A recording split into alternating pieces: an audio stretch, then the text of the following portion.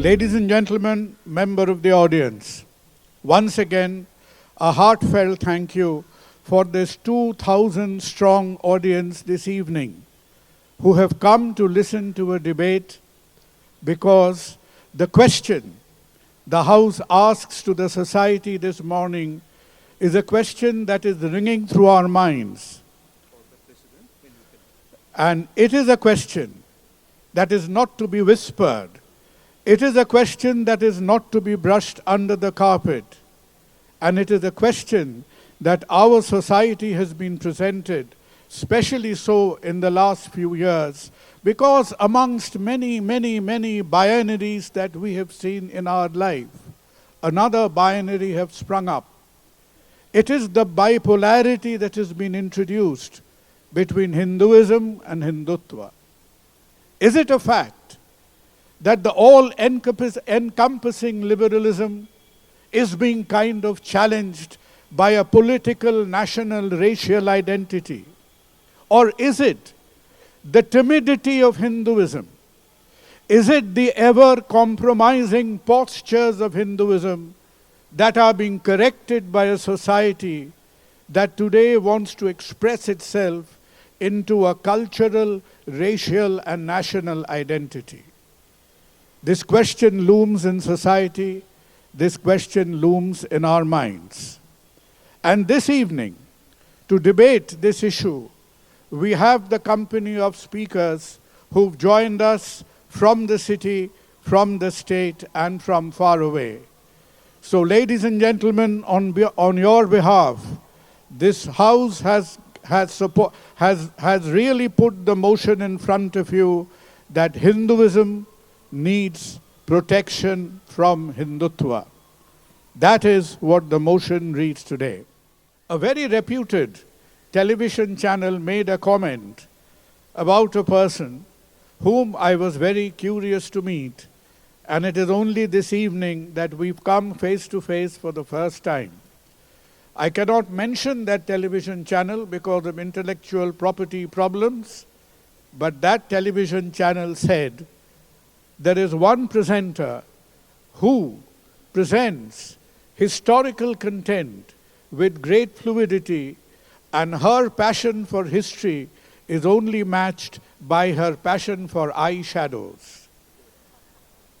That is a strange combination, combining history with eyeshadows. And if any one of you ever believed that Bakhtiyar Khilji burned down Nalanda, go back home and listen to Ruchika Sharma, who's with us today. Ruchika, Calcutta awaits to listen to you. Please come with us. Chairperson, my fellow speakers, and the fantastic audience. One of the most frustrating things to do as a historian is to sit for more than an hour over there and listen to absolute ahistorical dribble being peddled on the stage. Terms like Hindu, Hinduism, Hindutva, Sanatan Dharma not being defined, chronology being disturbed continuously, and most of all, the history of Hindu and Hinduism not being touched upon. I am actually glad that the opposition was scared to bring in Savarkar because they know how his idea of Hindutva sucks the soul of Hinduism. How his idea of Hindutva is antithetical to the idea of Hinduism. What is the idea of Hinduism? The idea of Hinduism, as born by its very long history. Mr. Dasgupta said that it's a 19th century construct. The ism, yes, the religion, not. I am actually surprised you would say that the religion is a 19th century construct. No.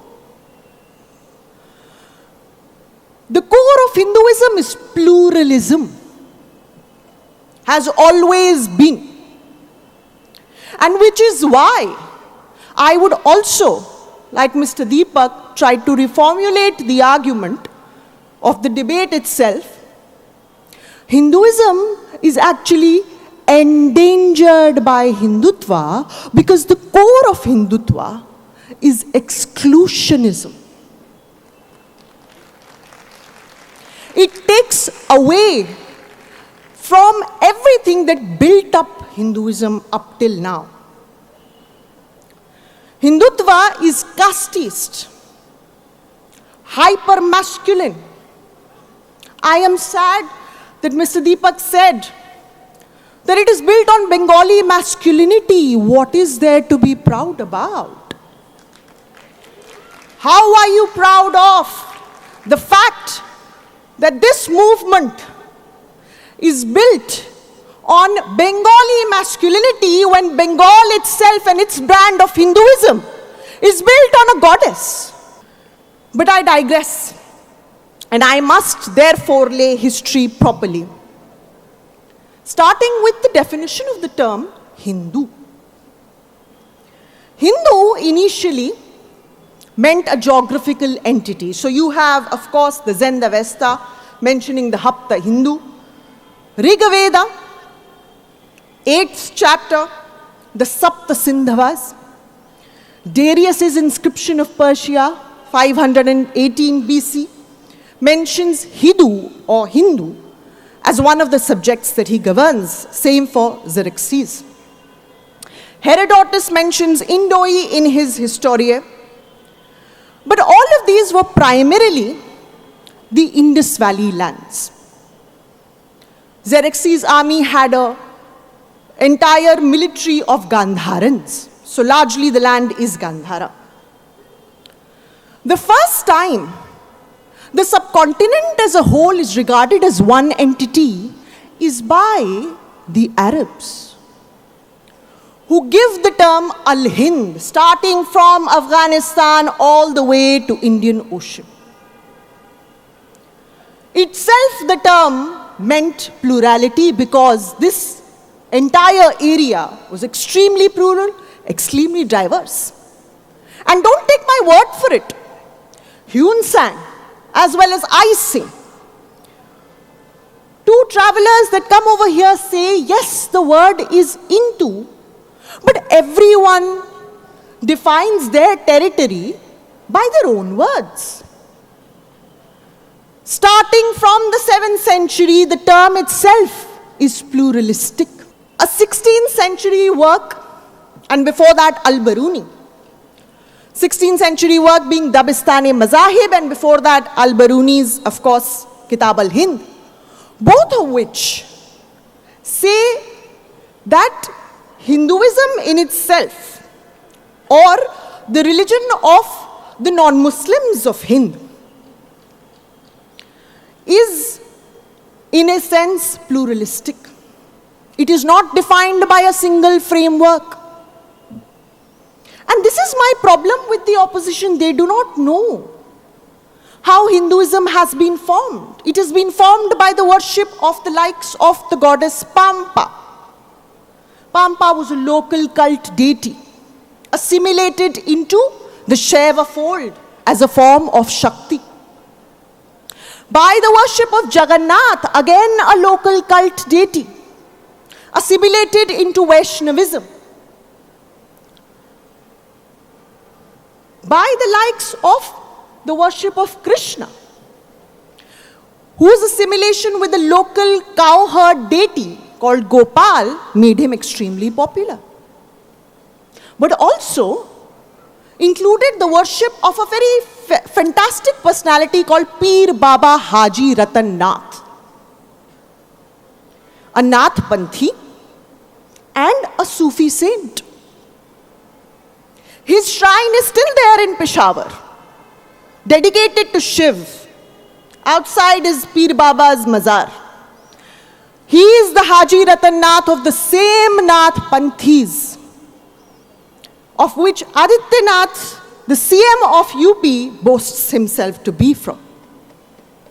It is extremely sad that from there we've come to this. And it's absolutely interesting that Hinduism took from Mahayana Buddhism the art of temple making, the art of idol making. From Jainism, the concepts of Ashtadikpala, the 8 guardian deities of temple. William Sleeman, in 1849, when he's going through Bahrain, says Hindus and Muslims revered the shrine of Sayyid Salar. Neither of them required their religion to be changed. They could just worship whoever they wanted to worship. Mariamma was, of course, the Christian Mary. Interestingly, all of this was rubbished when the British came into being. I am glad Mr. Deepak said that Hindutva was born here because colonialism was born here. Yes, Hindutva takes a lot from colonialism. Most of all, its definition of Hinduism. When the English came here, they defined Hinduism negatively, not positively. Not as how I am defining it, as a pluralist entity. They defined it as non-Muslim, non-Christian. And that is exactly how Hindutva also defines Hinduism. Hinduism's inclusion was something which was preserved by the likes of Gandhi and Aurobindo Ghosh. Aurobindo Ghosh is being grossly misrepresented by Mr. Deepak over here. Do you know how Aurobindo Ghosh defines Sanatan Dharma? A universal creed that allows for all kinds of thoughts, cultures, and religions to exist. It is not, in any sense, exclusionary. It is not under any kind of threat. It is a secure idea of a secure religion, Sanatan Dharma. When Gandhi was asked by S. Radhakrishnan, what is your religion? He said, Hinduism, the religion of humanity. But of course, when Savarkar comes in, and the reason why Savarkar must be brought is because it is his brand of Hindutva which survives today. And this, of course, is based on casteist and hyper-masculinist notion. Savarkar talks of a dark age, which is basically the age of the Mughals, the age of the sultans. He says nothing good happened there. The degeneration started with the coming of Buddhism and Jainism. The idol of ahimsa is effeminate. It brought in the Shakas, it brought in the Hunas, and therein started the degeneration. Therein lies the idea of excluding. You've excluded Buddhists, you've excluded Jains, you've excluded women. Effeminate ideals no longer work here. This is Hindutva. I'm going to take one more minute. Everybody did so.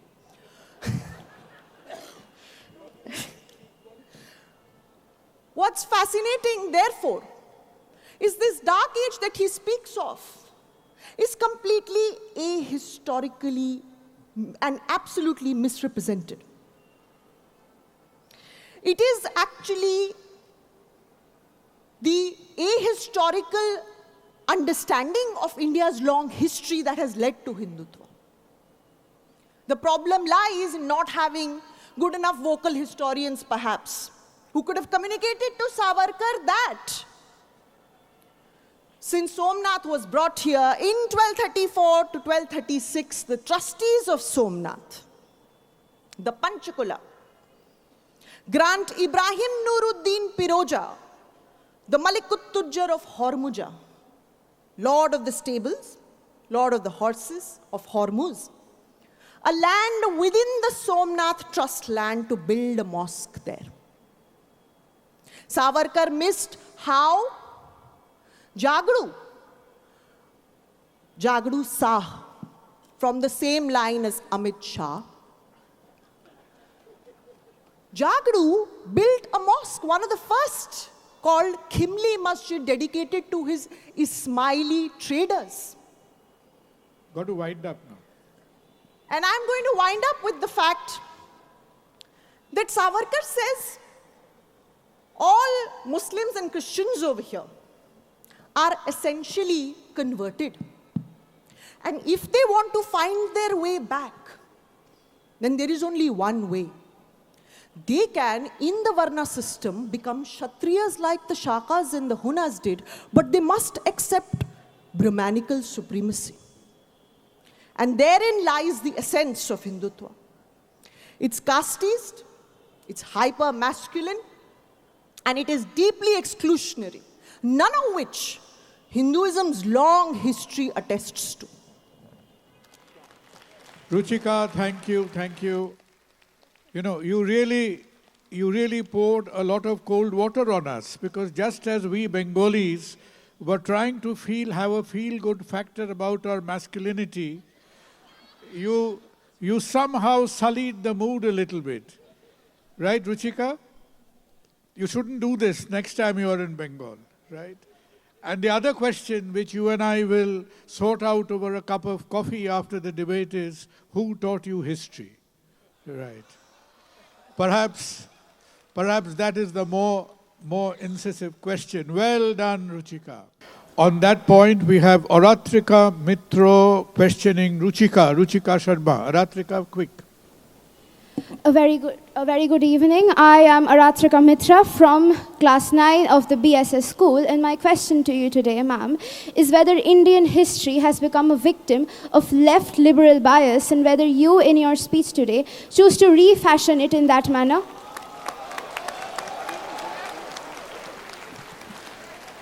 Thank you so much. A little bit of a quiet. Let her enjoy her popularity for a few minutes as you answer the question. Thank you. Yeah. Let me know when I can start, sir. Yeah, please. Oh, thank you so much. And in the spirit of all questions being answered, I'd first like to answer Dr. Sarkar's question as to who taught me history. I have an MA, MPhil and PhD in history. I've been doing this for 10 years. The plaque should reach Dr. Ruchika Sharma, but I'm willing to let that pass. Having said that, I am very glad this question has been asked. Has history been in the clutches of left liberal historiography or left liberal historians? Firstly, what does left liberal even mean? They are two different ideologies. And this is my problem with people who don't understand history. Left has had a very different history. Liberalism has a very different history. They are both diverse ideologies. But what is interesting is that everything that has been said by the opposition today was translated from Persian, was translated from Arabic, was translated from Sanskrit, was translated from Bengali by the same historians that they today label as left historians.